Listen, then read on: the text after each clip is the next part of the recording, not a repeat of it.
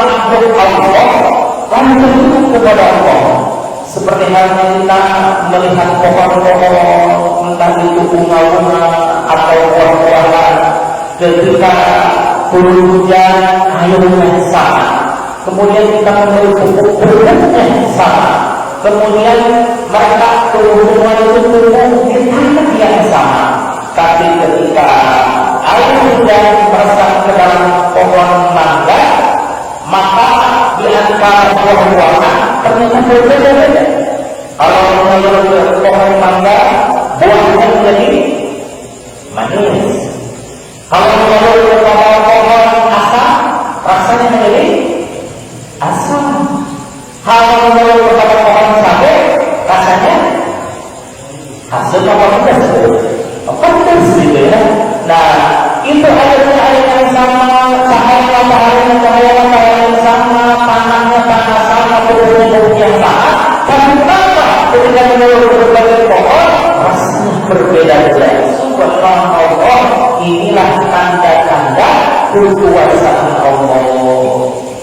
Kita melihat lagi antara kucing dengan sapi.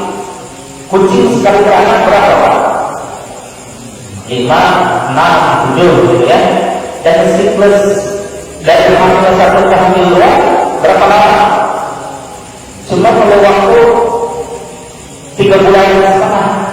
3 bulan setengah melahirkan, agak sedikit hamil lagi, bunting lagi, bagel lagi, bunting lagi. Jadi dalam setahun itu 4 kali beranak. Kalau 4 dikali 5 saja, 4 kali 5 sebanyak 20. 1 ekor setahun kemudian bisa menjadi 25 ekor anaknya, plus induknya jadi 26 ekor. Seharusnya 2 tahun kemudian jadi berapa? 50. 3 tahun kemudian 75, mungkin 100 berikut anak-anak dan cucunya melahirkan, betul? Dalam 3 tahun bisa berjumlah 100. Pertanyaannya adalah, pernahkah Bapak melihat suatu tempat yang dipenuhi dengan kucing? Padahal kucing tidak pernah disembelih, tapi karena saking takutnya, kalau seandainya ada yang tertabrak misalnya, biasanya melakukan ritual tertentu. Kenapa Pak melakukan itu? Biar tidak sial katanya. Betul ya? Bagaimana dengan seekor sapi? Sapi sekali beranak berapa? 1. Dan siklus antara bunting 1 ke bunting 2 berapa lama? 2 tahun. Hamilnya saja, buntingnya saja 10 bulan. Kemudian dari melahirkan sampai bunting kembali itu 1 tahun. Berarti 1 tahun hampir 2 tahun ya. 2 tahun sapi beranak seekor. Berarti untuk 4 tahun sapi menjadi 3 ekor atau 4 ekor. Betul? Tapi sapi padahal disembelih tiap hari, disembelih tiap bulan, disembelih tiap tahun, apalagi musim kurban disembelih sampai disembelih. Tapi pernahkah Bapak melihat suatu daerah kekurangan sapi? Belum pernah.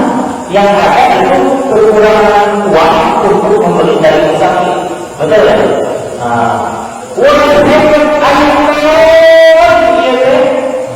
Itulah tanda-tanda kekuasaan Allah. Subhanallah. Kita melihat bintang, subhanallah.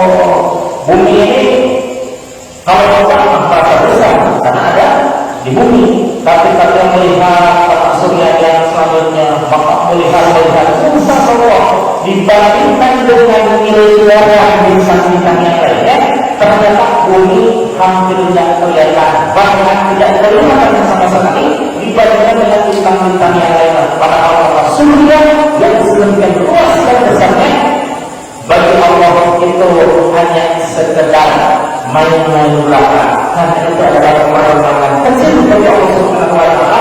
Bagi kita maha besar, apalagi melihat Allah luar biasa. Allah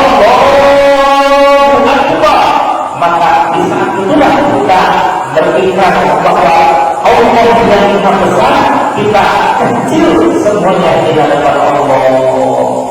Ya, yang pertama yang disebut sebagai ulul albab itu syarat pertama apa? Yazkurun Allah, berzikir kepada Allah, qiyam dalam keadaan berdiri, wa qu'udan dalam keadaan duduk, wa ala junubihi dan di dalam keadaan berbaring. Mohon maaf, berbaring di sini wa ala junubihi, berbaring gila ya, apa bahasa Sundanya? Tidur-tiduran atau tidur beneran? Menurut Bapak ini, wa ala junubihi, apakah di situ tidur-tiduran atau tidur beneran? Tidur-tiduran. Alhamdulillah. Kalau melihat dari riwayat hadis, wa ala junubihi, ini tidur beneran. Apakah ada orang yang bisa berzikir bahkan dia dalam keadaan tidur? Kira-kira kan? Saya akan menulis belakang seperti ini.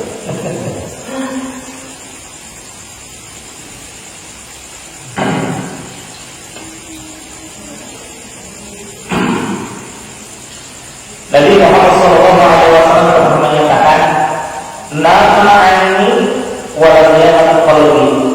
Maka saya pernah berjalan ketika saya tertidur. Semua organ-organ tubuh Nabi beristirahat kecuali dua dan kecuali tiga berarti. Pertama apa? Jantung diistirahatkan.